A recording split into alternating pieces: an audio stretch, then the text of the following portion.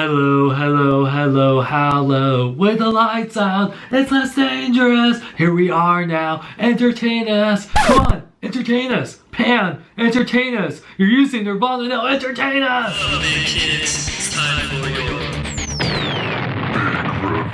What up, big kids? Here's my big review on Pan on Blu-ray DVD combo pack. Thanks to Warner Home Video for sending me out this review. Now, this is an interesting movie. This is supposed to be kind of like Peter Pan Begins. You know, this is how Peter became Pan. You know, the things you're used to the Peter Pan story. It's wow. So basically, let's talk about like the plot.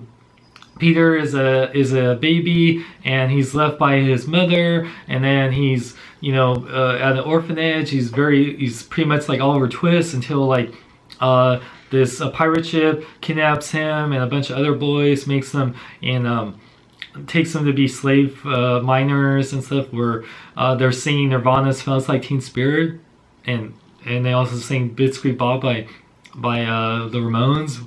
I love both the songs, but I don't know what this has to do with Peter Pan movie. That was so weird. Oh wow. But yeah, then he because he's kidnapped by Blackbeard, who's played by Hugh Jackman. I love Hugh Jackman. This Blackbeard is weird. I actually like the Blackbeard in Pirates of the Caribbean on Stranger Tides a little bit better than this one. Hugh Jackman's great, but it's just so weird. It's like his beard's not that bushy, and then just his outfit. Anyway. So, but while he escapes, he befriends this other pirate named Captain James Hook, who doesn't have his hook yet, played by Gareth Edwards. You might know from sampling as Tron Legacy, and he talks like this all day. Hey Peter, what you doing? I don't know why. And if you didn't like the way I just said that, then you won't like the way he said it. But yeah, it's trying to get Peter to learn how to fly, just like in the movie Hook. Wow. And then he also has to help stop Blackbeard from killing fairies, which Tinkerbell does make an appearance in this, very short. And also Tiger Lily, who's played by Rooney Mara, which I don't know why they cast her. They could have cast like many other actresses that look Native American. I don't know why. And she's okay, but I just still don't know why they cast her over so many other people. Levi Miller, who plays Peter Pan, he does the best he can do. He's a good kid actor. I feel bad. The action in here is pretty okay. There's some parts where it's nice and bright and vibrant, but then there's parts where they're in at that mine place where it's like really dark and gloomy. It's like battling. It's kind of like with Zack Snyder with Batman v Superman. If Superman's supposed to be bright and colorful and the Batman's supposed to be dark and brooding, it's like this movie is battling each other for, we want to be bright and colorful to like dark and brooding, so it doesn't know.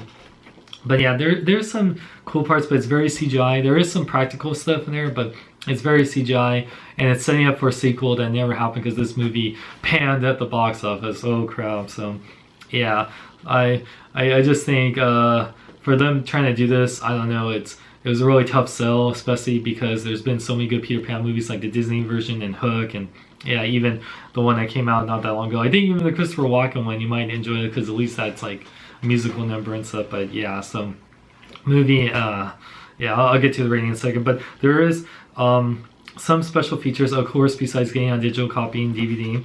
You get the commentary with Joe Wright. This is his first like action CGI movie, so he talks a lot of technical stuff during that.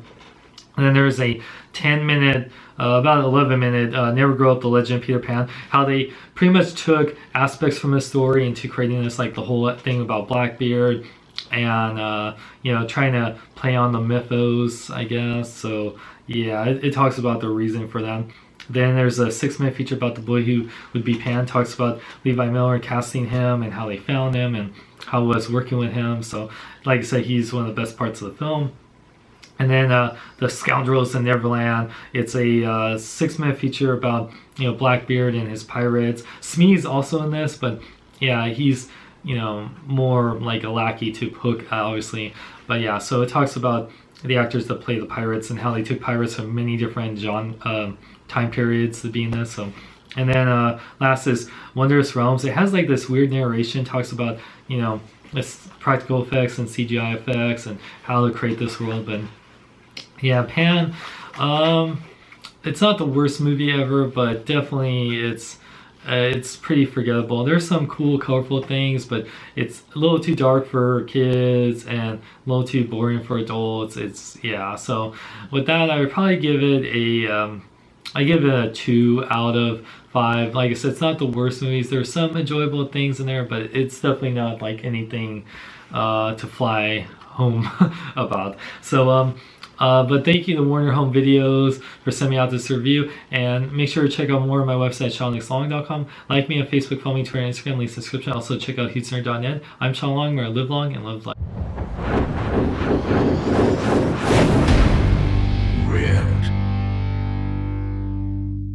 See what happens when you don't believe in fairies? Peter just got panned at the box office. Are you thirsty? How about a Falcon Punch?